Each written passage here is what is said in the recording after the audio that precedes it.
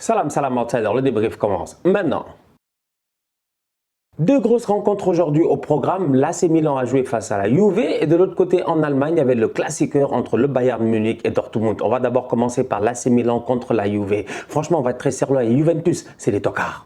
La Juve, c'est des tocards. Franchement, je suis désolé. J'ai eu l'occasion d'en parler récemment avec Bilou. Je vous invite à aller voir la vidéo qu'on a fait sur sa chaîne. Qui va gagner la Serie A? Je n'ai pas mis la Juve dans mon top 4 et ce n'est pas parce que je déteste la Juve ou je ne les respecte pas. C'est tout simplement parce que cette Juventus de Turin là aujourd'hui, j'estime franchement avec Massimo Allegri que ça ne marche pas et ça je pense que tout le monde le voit et le problème il est simple, c'est que Allegri le virer ça coûte cher et j'ai l'impression que les gars ne peuvent pas s'en départir. Donc du coup c'est une Juve qui de temps en temps peut nous bluffer. Ok, d'accord, Maccabi Haïfa, Ligue des Champions, on est d'accord. Normalement, tu dois les battre. Tu réussis à le faire en championnat, pop, pop, pop, out of nowhere, face à des équipes qui sont pas très bonnes ou des équipes qui foirent leur match. Tu t'en sors. On s'attend à ce que normalement, la machine, je dis bien, s'allume face à un AC Milan qui, qu'on le veuille ou non, n'est pas l'AC Milan de Pioli. Parce que franchement, on va être très sérieux. L'AC Milan de Pioli, je vais m'amuser à regarder qui sont à l'infirmerie au niveau de l'AC Milan. Ils ont Zlatan Ibrahimovic, je me dirai c'est pas grave, c'est un vieux 45 ans, etc. Il est quand même important. Ils ont Simon Kjær, ils ont Maignan, ils ont Messia, ils ont Calabria, ils ont Salah Makers et ils ont Florenzi. C'est-à-dire qu'aujourd'hui, on va être très sérieux. L'infirmerie de l'AC Milan, il est plein. Cette semaine en Ligue des Champions, ils ont pris 3-0. 3-0, je dis bien, face à Chelsea, avec une défense expérimentale qui ne se connaissait pas, Tomori Gabiar. Cette défense-là arrive face à Vlahovic et la Juve. Ils font clean sheet. La Juve se fait dominer. C'est pas sérieux. Mais c'est pas sérieux.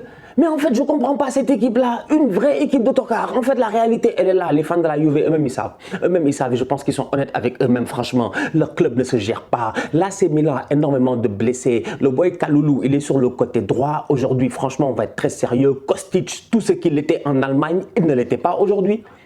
Kostic aujourd'hui, si tu cherches dans les poches de Kalulu, tu trouves un Kos et un Titch. Franchement, on va être très sérieux. Ils ont été faibles. Ils ont été très faibles. Là, c'est Milan arrive avec Olivier Giroud, Raphaël Leao, je dis bien, et l'autre boy, Ibrahima Diaz. Franchement, le Sénégalais, Ibrahima Diaz. Ils arrivent avec un trio offensif qui n'est même pas le trio offensif qui normalement devrait te faire peur, même si Olivier Giroud est un excellent joueur de football. Raphaël Leao est un top player aujourd'hui. Il nous l'a montré en première mi-temps, plusieurs belles frappes. À mon humble avis, sincèrement, il aurait mérité de marquer son but. Cependant, si tu regardes bien, c'est une équipe qui est un tout petit peu remaniée au milieu de terrain à côté de Benasser et de, comment il s'appelle, Tonali, Tapobega. C'est-à-dire qu'il y a un travail qui a été fait au niveau de Pioli parce qu'effectivement, qu'on le veuille ou non, il a quand même pas mal de titulaires qui sont à l'infirmerie. Tu arrives face à la Juve, qui est une équipe qui est plus ou moins complète si tu enlèves le fait que Di Maria n'est pas là. C'est vraiment incroyable ce qui s'est passé aujourd'hui. Je suis désolé, pour moi, la Juve doit virer Allegri, quel que soit le prix, parce que sinon, à la fin de la saison, ça risque de leur coûter beaucoup plus cher s'ils ne se qualifient pas en Ligue des Champions et s'ils sortent assez tôt en Ligue des Champions. Où ils vont en Europa League et ils sortent tôt. Franchement, là, en ce moment, ce club-là a beaucoup trop de potentiel, beaucoup trop de joueurs intéressants pour le football qu'ils produisent. La Juventus n'est plus une équipe intéressante. Regarde un boy comme Locatelli. Mais Locatelli, c'était un grand joueur. Il arrive à l'Euro. Il nous bluffe. Quand Verratti n'était pas là au début de l'Euro passé, il y en a peut-être qui ont oublié. Moi, je n'ai pas oublié parce que j'ai débriefé tous les matchs. Locatelli, il était bluffant, franchement. Les deux premiers matchs, il est sensationnel. Et même après, pour le reste de l'Euro, à chaque fois qu'il est là, il est pertinent. Il arrive sous Allegri, c'est un tocard. En fait, c'est-à-dire que... Vous allez dire qu'il a écrit un livre, je ne sais pas quoi, comment faire pour gagner, ou le chemin vers la gagne. Je ne sais pas ce qu'il a écrit, Allegri, mais franchement, il n'a qu'à aller relire ses propres notes. Parce qu'aujourd'hui, son équipe est insuffisante. Très belle victoire de la part du Milan AC. Un Milan AC guerrier, un Milan AC qui montre que eux, 11 de départ, pas 11 de départ, remplaçant ou pas, tout le monde est déterminé, je dis bien, pour aller chercher le deuxième scudetto d'affilée. Et en ce moment, ils tiennent la baraque parce que le Milan AC, ils sont là, tranquilles, à 20 points. Bien joué. Gros match de la part de Tomori cette semaine en Ligue des Champions. Il n'a pas été bon, c'est dommage. Peut-être cette association en axe central là, qui était un tout petit peu inédite à cause de certaines blessures, a fait de telle sorte qu'il n'avait peut-être pas certains repères. Retour en Angleterre face à Chelsea, quand même une belle équipe, ça a été compliqué. Un centre qui arrive, normalement, il doit le dégager. Malheureusement, il se loupe. Aubameyang claque son but. Aujourd'hui, il y avait un match important face à la Juve. La Juve restera toujours la Juve. Cependant, quand même, on va être sérieux. Maintenant, pour les Milanais, j'ai l'impression qu'ils arrivent, les gars. Ils tapent les Turinois, c'est pas normal. Parce que tu regardes bien aujourd'hui, le marquage des joueurs de la Juve, il n'est pas bon. Il n'est pas bon. Il y a corner, le ballon traîne. Si je ne me trompe pas, non, c'est ça. Il y a un corner, le ballon traîne. Le ballon traîne une fois, deux fois, et tu sens réellement que les gars sont fébriles, ils n'arrivent pas à dégager.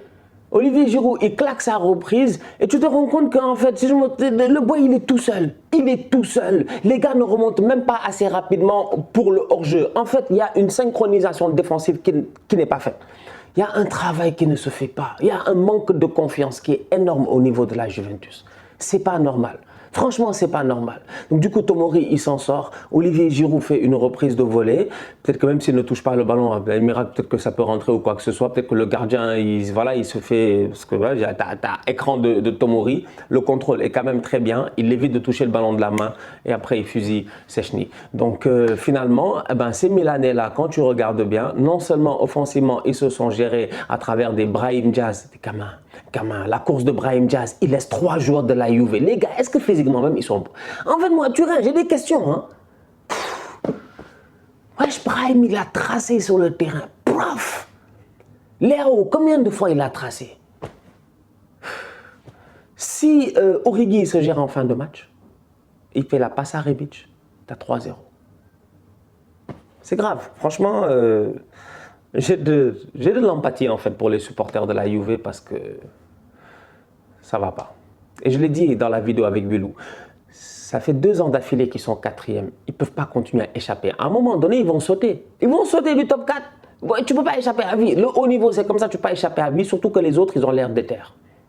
Attention. En Allemagne, Dortmund et le Bayern Munich ont fait 2-2. Franchement, on va être très sérieux. Top match, excellent entertainment. Parce que sincèrement, si tu as eu l'occasion de voir ce match-là, tu t'es fait plaisir. Il s'est passé énormément de choses. Au-delà du fait que, c'est vrai, l'arbitrage, peut-être que ça a été sévère dès le début. Peut-être que Bellingham peut sortir du match. Peut-être que le carton rouge, le deuxième, en tout cas carton jaune sur Kingsley Coman, il est, voilà, tu te dis, bon, c'est pas comme s'il a tiré les gars et tout. Bon, c'est peut-être sévère tout ça. Mais dans le spectacle, franchement, il s'est passé énormément de choses. Et ça fait plaisir. La Bundesliga a joué son classico, son classiqueur. Et le match a fini 2-2 avec un but d'Anthony Modeste à la dernière minute. À la dernière minute, je dis bien, à la dernière minute du temps additionnel, là où le gardien est monté, là où Schlotterberg, là, il est là-bas sur le côté, lui-même, il ne comprend pas, il a fait le centre de sa vie. C'est-à-dire que l'effet qu'il a mis sur ce ballon-là, c'était sensationnel. Le frérot, là, je dis bien, le défenseur de Dortmund, là, le centre qu'il a fait, lui-même, il n'a pas fait exprès. Il a fait, il s'est transformé en Beckham. Il s'est transformé en Beckham. Même le geste de la main, tout ça, il n'a pas compris. Le ballon était magnifiquement, je dis bien, millimétré au deuxième poteau. Anthony Modeste qui quelques minutes plus tôt, rate un tap-in. Adeyemi fait le travail sur le côté, sensationnel, le centre, il doit claquer le but du 2-2. Modeste, il fait le tocard. Il fait le tocard. À ce moment-là, tu te dis, mais qu'est-ce qu'il a fait comme ça? Comment il a foiré? Les gars sont 2-2.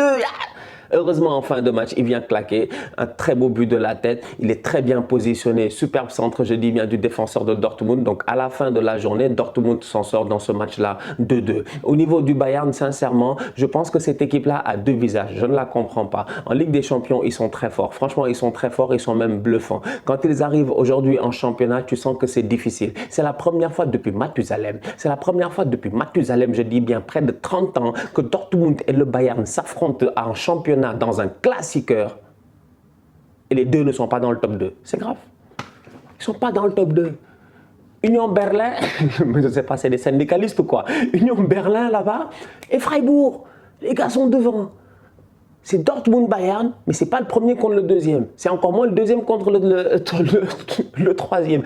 Donc en fait, le problème, il est là. C'est que cette équipe du Bayern-là, malheureusement, en ce moment, sous Nagelsmann, j'ai l'impression que c'est difficile. C'est un peu difficile offensivement parlant. Ils arrivent en championnat, peut-être que les gars les connaissent mieux et les gars n'arrivent peut-être pas à se trouver défensivement. Les gars se tiennent bien aujourd'hui sous tout ça.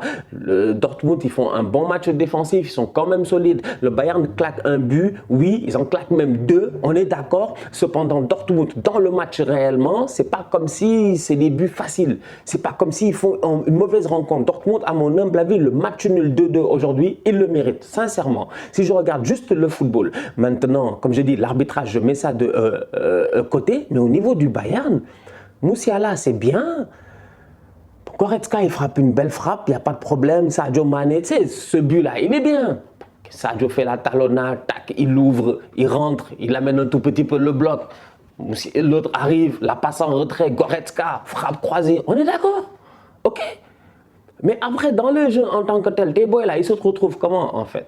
Moi, jusqu'à présent, j'ai cette même équation en fait. Sané, Mané, Gnabry, je sais pas, franchement. Début de saison, ça a marché 2-3 matchs, mais là, it's tough. C'est difficile. Sadio Mané en deuxième mi-temps, il est en pointe, je ne le vois même pas.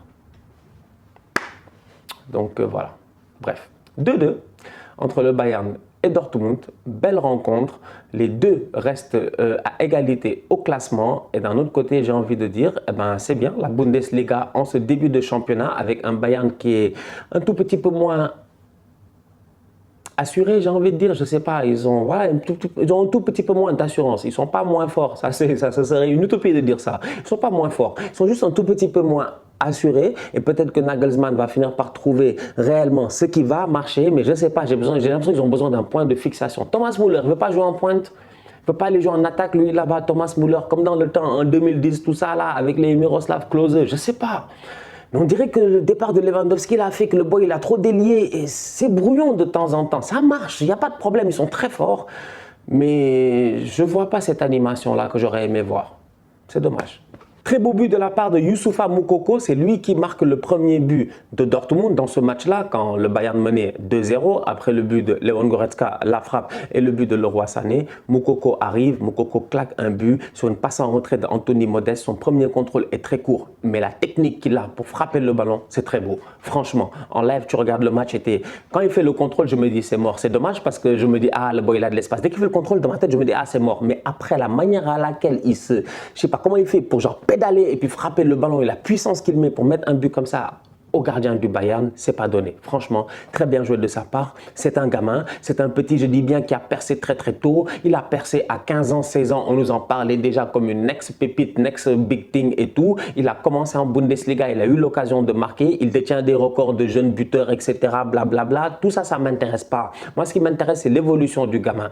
Aujourd'hui, moi, j'ai envie de voir un Moukoko qui va peut-être, je dis bien, réussir à la hauteur des attentes qu'on avait. Pour le moment, au niveau du Bayern, au niveau de Dortmund, à mon humble avis, il est en apprentissage et il est sur la bonne voie. Aujourd'hui, sincèrement, il est très débrouillard, il bouge beaucoup de mouvements. Tu sens que le boy, il avait cette envie-là de marquer, au moins de marquer son but, au moins de, voilà, d'apporter un tout petit peu d'aide à son équipe. Et ça, c'est important. Ce mental-là, c'est un mental, je dis bien, de champion. Donc, du coup, on va voir ce que ça va donner dans le futur. Mais bien joué de sa part. Sinon, dans les commentaires, les caméras, là, vous pouvez me dire, s'il vous plaît, Moukoko, il va venir jouer pour le Cameroun ou bien il va rester allemand? J'aimerais bien savoir parce que quand même c'est un profil qui est intéressant. Donc est-ce que Eto'o va réussir à le convaincre ou pas? Je ne sais pas. En tout cas, bon, dites-moi ce que vous en pensez dans les commentaires. La famille, on se capte très bientôt pour un nouveau débrief. D'ici là, on continue à liker, on continue à partager, on s'abonne, on s'abonne, on s'abonne. On est ensemble, on reste en santé, c'est le plus important.